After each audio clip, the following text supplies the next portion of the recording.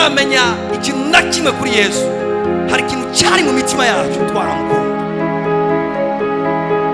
Kumukorera n'umuriro kandi atabintu byinshi cyane uramenya kuri Bibiri ivyo ivyita urukundo. Imana utiyumvira igihembo na kimwe, utiyumvira merci y'umuntu n'umwe. Ikibazo si n'abantu, ikibazo ni wewe nyene. Hinduka wewe nyene hejuru ubikemura indani. Urabiza ati uyu muzi nawe uranduye, igiti ntikizosubira kunana. Ubwira uza aho nyene wumvise Imana.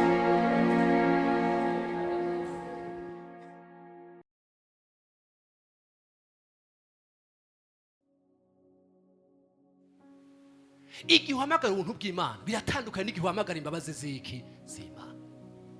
Haleluya. Ubuntu nabwo ni igihe Imana iguhezagira utari bukwiye, ni igihe Imana iguha ikintu c'umuhezagiro utari gukwiye.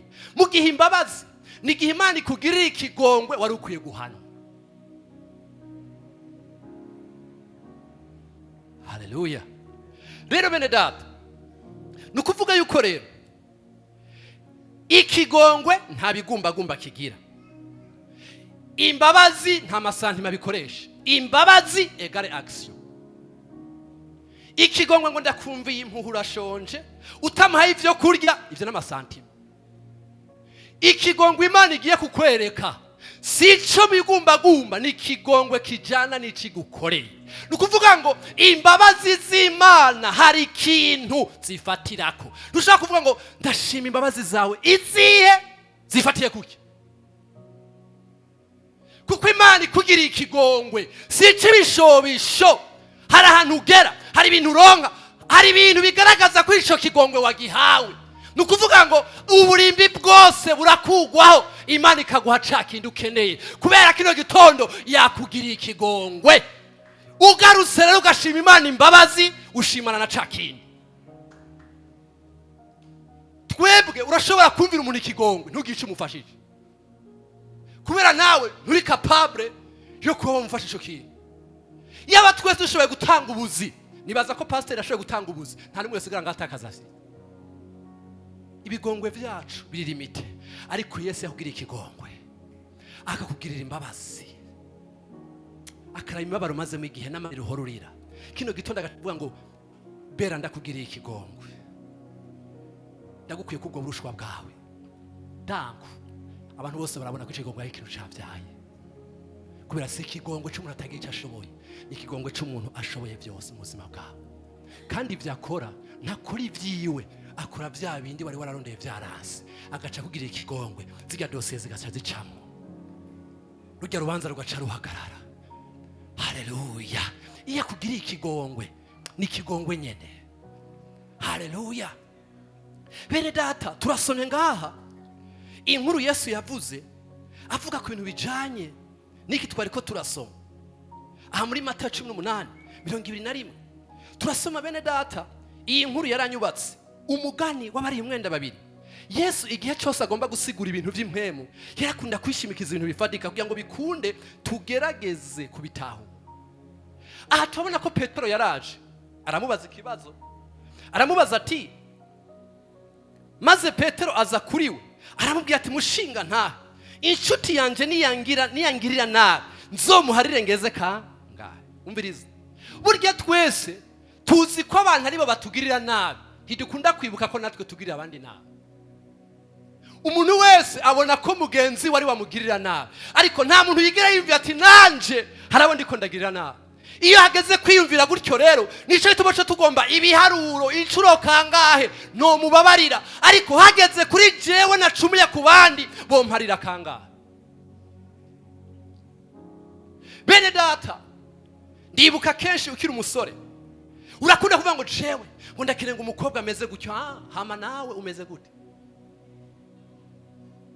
Kuko bariko barashakisha bose, bagomba abagore, bagomba abagabo. Twaravuga tuti n'abakobwa twese twango ndakirenga ameze gutyo, ngo uge wimva ati mbega nanje nzomumerera gute?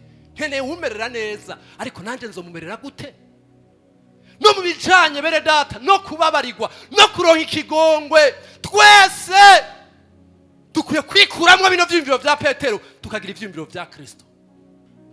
petero ati mwana mugenzi wanje niyangirira nabi, Luka niyangirira nabi, Mariko niyangirira nabi, nzomuharire kanga. Uravye hejuru ikiyago cye cyahereye hejuru. Yesu ariko avuga ngo guharira abatugiriye nabi. Kubera iki? Yesu ngaha yamubwiye ati sindaguhagarika, ariko ngira nduzi igitigiri caho wocu uhagarika. Atamubwira ati ego ndakwemereye, ariko iyo ncuro ndwi Yesu zaho Petero yabikuye ico giharo ndwi sinzaho yagikuye. Yavuga ati mwami, rya mbere ndihangana, ijya kabiri ndihangana, hageze indwi ntajya umunani. Ati rero nzogeze indwi. Petero atoya Petero, reka kwiranda hakiri kare, uzogeze indwi inshuro 70 ingahe? Ugwijije n'ibingahe? Hewe matuwasa ngira ngo ko makatress nanzi umuntu ngo yagucumurako, hari umuntu yagucumira kwako kose parju. Ati Petero, je sindakubujije kuhagarika, mugabo ukabona ushikanyizo, none wowe umukara ngo 1 ngumbwiye nabi ngo 2, ngumbwiye ngo nabi ngo 2, woshika kwijana ryari, woshika ku majana 2 ryari, wosanga wahevye.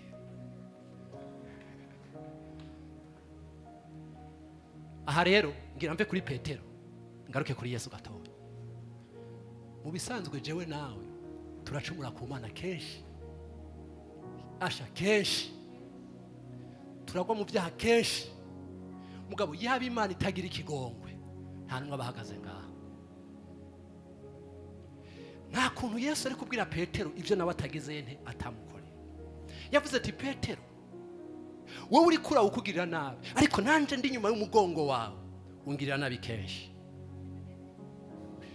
Shaka murabe guke, uyu ni Petero. Shaka urabe hari Petero ati Yesu n'uyu. Hindukira umubaza ati none uyu muntu niyangirira nabi, nzomwihanganira inshuro zingahe? Uyu nawe ati umugirire bijya biharu indwi kugwiza. Kubera uyu yabona ko yamugirira nabi, mugabo yibagiye ko kuri uyu naho amugirira nabi. Ati rero jewe ingene meze, ingero ugeramo iyo nanje ndashangirana. Ati uyu ni mubi kuri wewe, ariko nawe uri mubi kuri jewe. Igituma n'uburi imbere yanje ni kwera ikigongwe canje, emera n'uyu abandanye kwera ikigongwe canje. Aba bose bihesha Imana iki? Icubahiro. Mana baheze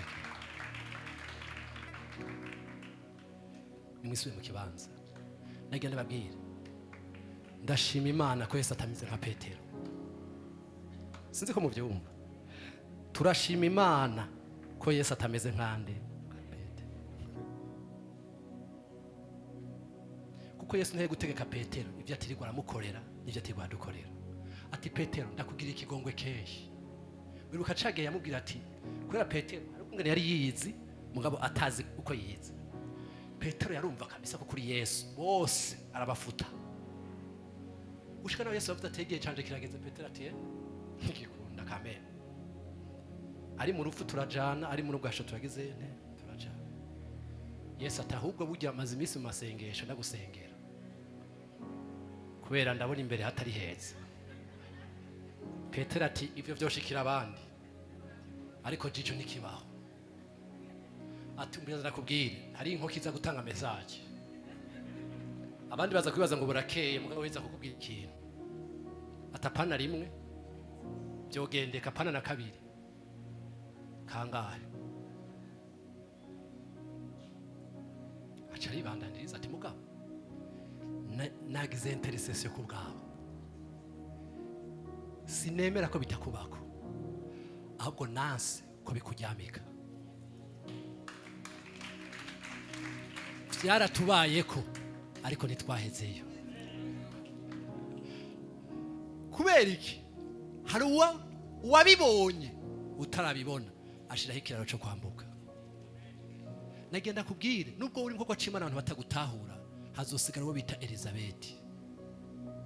si bose bashobora kukwanga ndugu yangu, si bose batagukunda. Hari umuntu wigeze kunyandika message arambwira ngo mukozi w'Imana, numva bose banyanka, ndito je sindimo. Yakwegizaje na jewe hasigaye jewe gusa. Haleluya! Bose ntibambona, bose ntibankunda, bose ntibanyakira. No. Ya bose batakwakira warihambye wowe nyene. Haleluya! Haleluya! Yega Petero arikaza ati kandi yebana shaka, je Petero ndamukunda. Uje yaranagerageje kwera. Yega abandi bari bagiye kera. Bibiliya yitubwira ngo hariho n'umugabo umuntu umwe yigeze kwiruka atani impuzu yambaye. Igihe bafata Yesu, ebana mu kabondo, haravuga ko yoba yari Yohana. Wesa isaha yawe yageze, bose baragirana. Mugabo avuga turiruka tumuga je n'abasenge, yasha muzogaruka muzompamye Yerusalemu. Uko guhunga nuguturuna gusa muzogaruka. Kubera isengesho ryanje rizobagarukana mu buntu bwanje, rizogarukanana mu abo birutse gutyo nibo hageze igihe mu byakozwe n'intumwa barugura amadisha tumwe mwabamba, ibitutu byabo byari by'agaciro. Wa undi sake yabika niwe yabaye uwugurura igikorane 5000 personnes. Kubera Imana ntimeze nk'ibyo ucamo, Imana ntimeze nk'aho wananiriwe, Imana ntimeze nk'ubwo bushomero urimo. Imana ni Imana, irazi ko umunsi umwe ahantu uzohagarara uvuga ubukuru bw'Imana, udahagaze ku bw'icubero cawe, uhagaze ku bw'Imana yamenye ubuzima bwawe. Uvuga uti jewe naravyifuza ariko ku bw'Imana ndashikamye. Haleluya!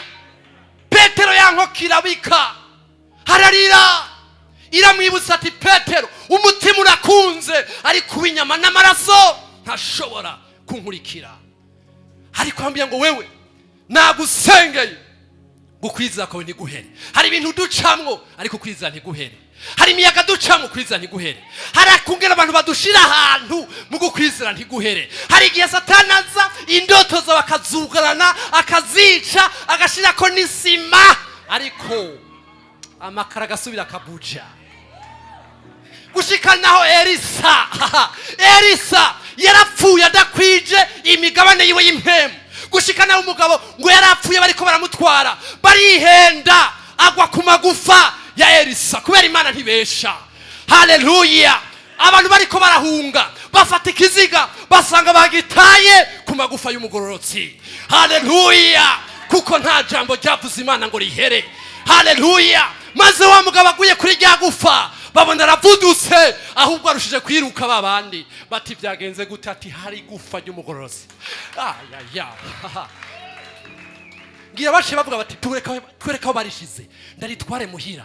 Haleluya! Nanje byasanze ndari kubita ku kazi rinyugururire.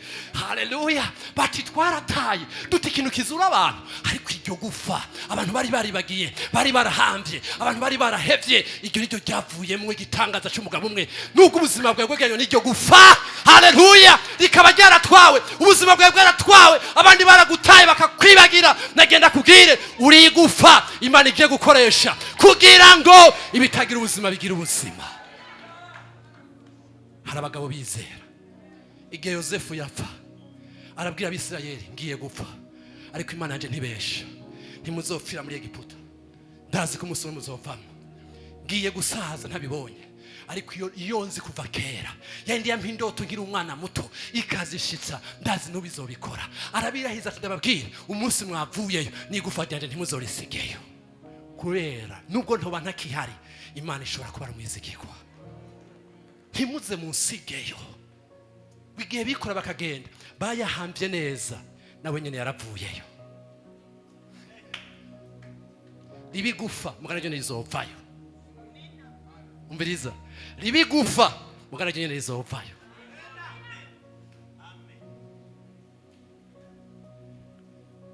Petero Yesu agira agenda aramubwira ati Petero urankunda, yaciye yibuka yasene.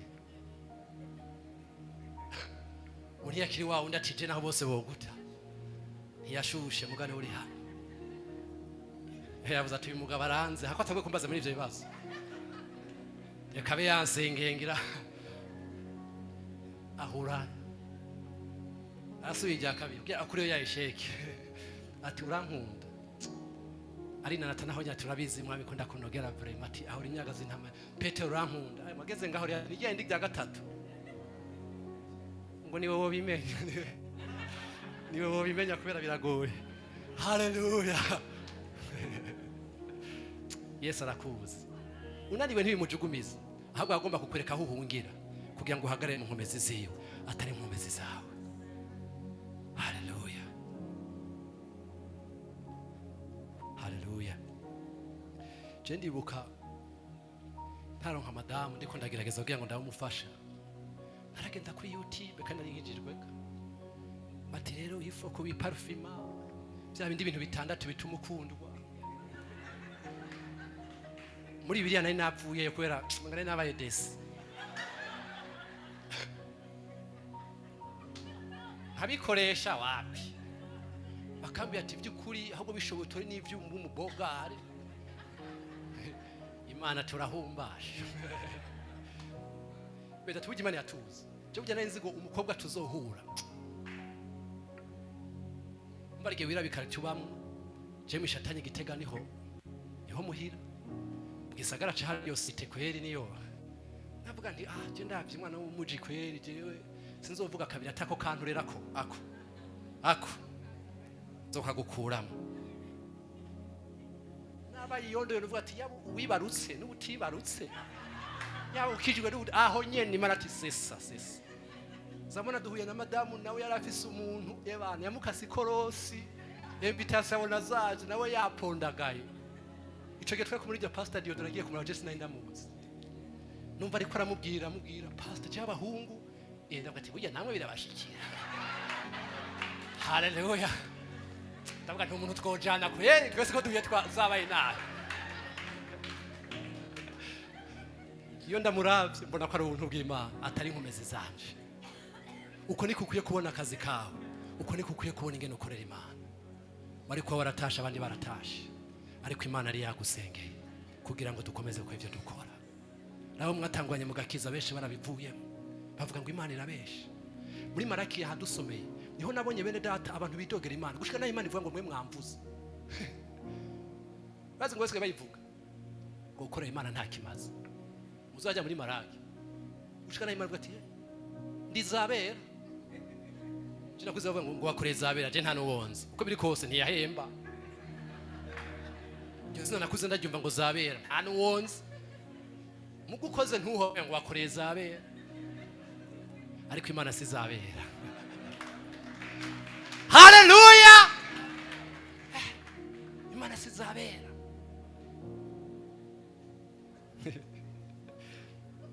Ngo mwaramvutse kazi ngore bavuga Imana ngo kugukorera ngo twiburaniwe ngo bimaziki. Imana ati je fise ikibazo ahubwo nimwe mwantaye. Ati guhera mu bihe by'abasokuruza banyu nimwe mwantaye nandi je ntangwane fise. Ati wanashaka ndagize ikigongwe subire mungerageze rimwe murabe kwejo atacabaza kubagurana. Murabe kwejo tujacetagirana. Subira mungerageze murasi ikibazo canje ni ikibazo cyuko mutizeye ibyo nababwiye. Mugendera itegeko ry'ubwami murabe ingere ndagomora jewe Imana muzobaze. Haleluya. Uyu mugabo Yesu acagomba kumwereka akarorero kumvikana. Aravuga ngo habaye umugabo yari afise abakozi babiri. Oya yafise umukozi. Uwo mukozi ntiyabaye fidele. Atamaze kuba fidele sebuja agiye gukontorora. Yari kwagagira ikiganiro cy'ubwami bw'Imana. Wagiye kura hararaba iharuro abona ntibikwiye. Aravuga ati rero bivanye n'ideni wari ndagushorera na sheri. Haleluya. Ntashaka ko n'imfura yawe bose kwisoko. Uvuga umwenda wowe urarengeje. Umviriza kugira nshobore kuronka ivyanje bisaba ko ndagushira ku isoko na familia yawe yose kugira ngo ushobore kunsubiza. Karagira babwire ujya mugabo wosanga yariye wenyene n'umugore atari. Ntuburi kajya myenda. Wa mugabo aravuga ati nta gisigaye. Aje familia yose irapfuye. Familia yose gitangure kuja. Ideni rigari ntware muri destine. Nateguriwe. aravuga ati nkora iki, ndafashwe n'ikosa kandi iki gihano kirambereye. Ntigeze avuga ngo oya ngurandengarije, oya, yavuze ati mpa. Acayibuka ko uwo muntu, acayibuka ko aho hantu rero uca ukoresha kode y'imbabazi z'Imana. Aravuga ngo acagenda girande, aca mikubita imbere, aravuga ati ma sintakanye yuko ntayariye, sintakanye yuko ntakoze iki, mugabo ntumwanya ngerageze basi ndabe ko nzokwishura. Ariko uyu mugabo ico ndamukundira, nubwo yari afise akazi, nubwo yari afise ibitandukanye, yari afise ikigongwe muri we. Haleluya! Aravuga tuviriza, sinkeneye kusubira kuza kundiha, jewe ndaguhebeye umwenda. Uwo mugabo yapfuye muri kirite bavuze indirimbo y'imbabazi. Imbabazi zawe, namwe murabyumva. Yagiye aje ku isoko bamushore, uvuze indirimbo z'imbabazi ashaka ati gumiza aho nyene, gumiza piano, gumiza aho nyene aho. Abandi ntimumbaze jewe ku ideni ryari riri hano. Imana ikugira ikigongwe kuri iryo deni mu izina rya Yesu. Haleluya!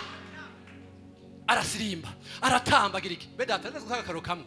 Iyumvire wewe ukundanye n'umugabo w'abatunzi w'abatunga, bakaza akakugomwa. Ahubwo ati jewe ibyo ukeneye byose ndabifise. Amajeti privé, ibintu byose ku isi ntaho ndazo gutwara uretse mu ijuru gusa. Agaca akubwira ati mugabo, jewe nta kigongwe ngira. Wahava utubwira ko wishyuwe.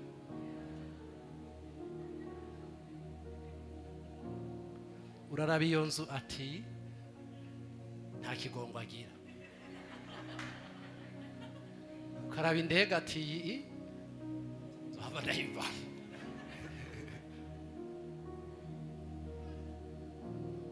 Abandi ati yo warose umubwana kabisa ameze neza, ati hoya nimugende buhoro buhoro, gende buhoro buhoro kiazira kuraba kandi yambwiye mu mutana nta kigongwe agize.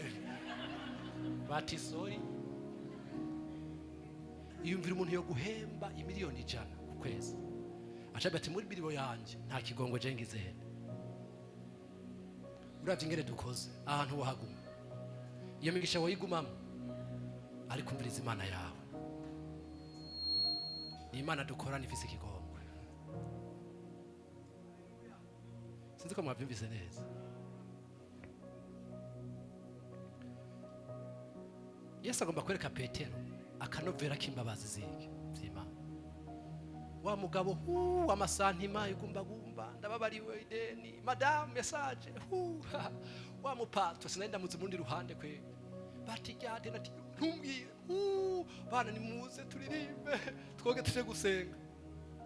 Mugabo ntiyari yatahuye neza izo nce zisigu. Singe nacomutse gucya hanze, azabona Juma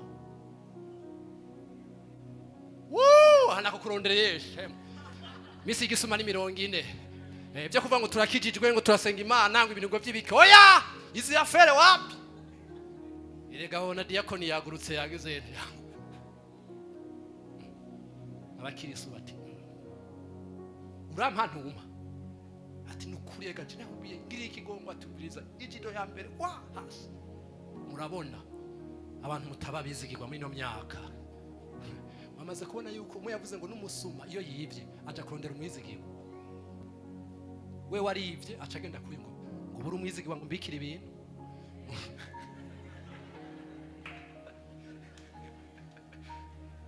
Ngo buri umwizigirwa ngo budakorakora.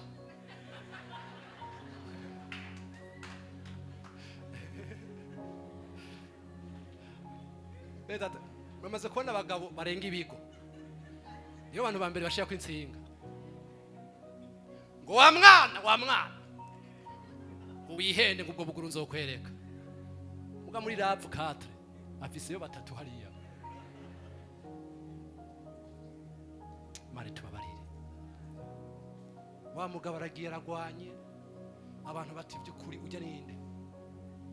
Ha muntu mwigeze kudutera agakuru kujya usanga bafasha umuntu ugasanga abantu bashengereye kubita mukubite. Rero umuntu rero uwo muhungu aravuga ngo habaye iki ngo numusuma bafashe sha ahubwo iyo bamwica. Acegera kuri aho acasanga ni mutama we bariko baragira ngo ni papa ninde bavuze ngo bamwice bere data nta jisho ritarira iritarira n'irindwenge ndiko ndarira ariko twese tuwewe mu rukundo rw'Imana no mu bazi z'Imana tuzoshika Imana yagizene yatugereye. Hari pastor mwe wanje yambwiye ati pastor ugahura n'ibihe bigoye ntuzugumane ibikomere uzukuremo icigwa ibikomere bisigaye hirya gushika utigeze kugirane gushika yarambwiye ijambo rikomeye ngo iyo usigaranye icigwa ibikomere ntibizoroha ikibanza ngo kandi bizotuma ushika utigeze kugirane gushika.